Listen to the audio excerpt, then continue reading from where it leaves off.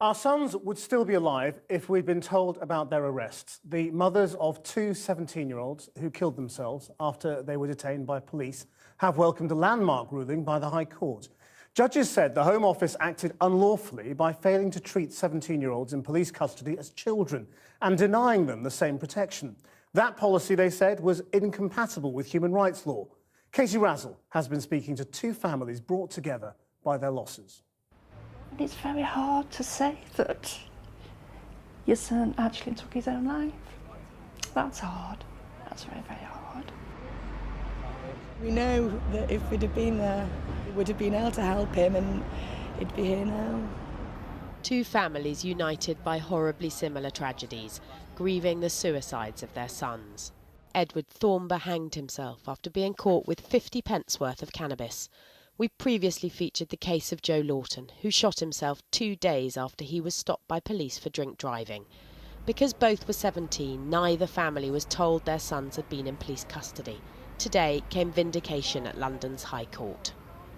I think my face says it all. I think it's just so difficult. We're obviously delighted that some good has come out of it. It's not going to bring Edward back, it's not going to bring Joe back, but if it can stop another family going through this utter devastation and tragedy that we've been through, then that has to be something positive.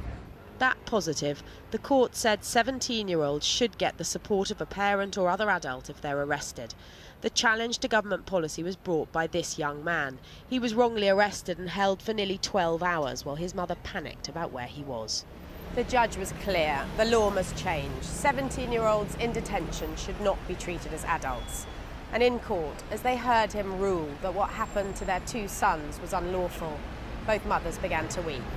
So pleased now, but it's also tinged with such sadness and devastation, because this could have already been changed. Ahead of the judgment, I met Anne Thornber at her home in Disbury. The Thornbers are still reeling from the loss of Edward, angry that the law meant their son could get into trouble with the police and they wouldn't know. Edward was still a child at 17. Edward couldn't go into a pub and drink alcohol. He couldn't vote, but he was expected to be an adult when he was being interviewed and in contact with the police. Their lacrosse-mad son hanged himself the day after the police sent him a court summons. Anne says he'd have believed his dreams of playing the sport in America were over. Edward went and actually bought the cord in a supermarket. The police came and told us that Edward was dead and that he'd hung himself in some woods nearby.